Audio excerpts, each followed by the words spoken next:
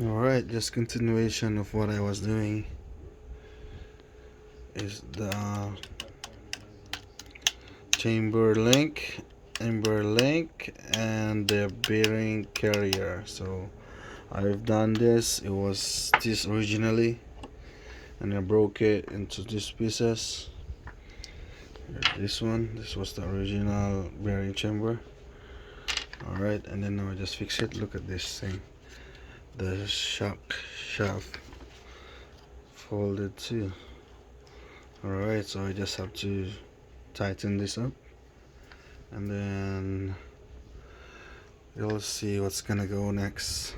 Alright, let's work it out.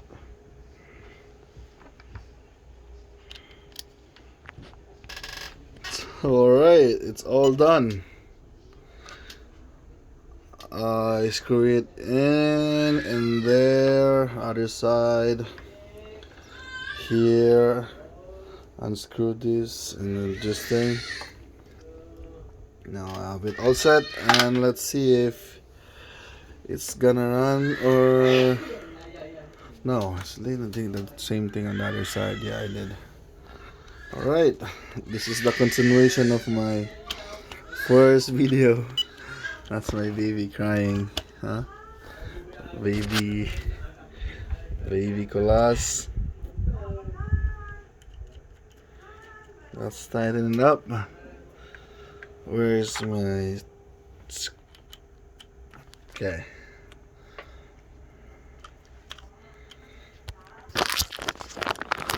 Oops. Let's tighten it up.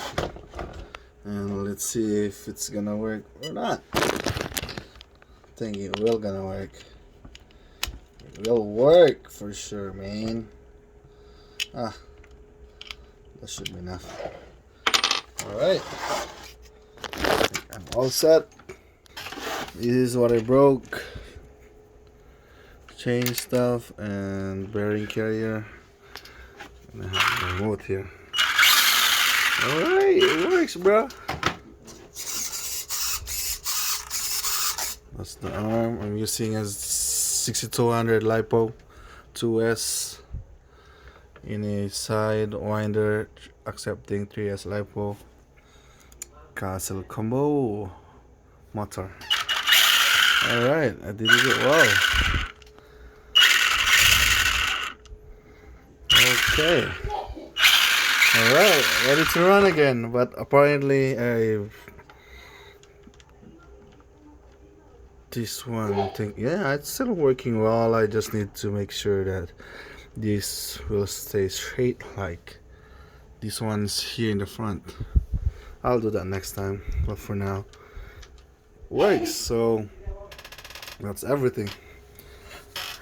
I'll see you on the next one. We'll run this outside with a 3S LiPo. Alright, stay. So I'll see you guys on the next one. Bye.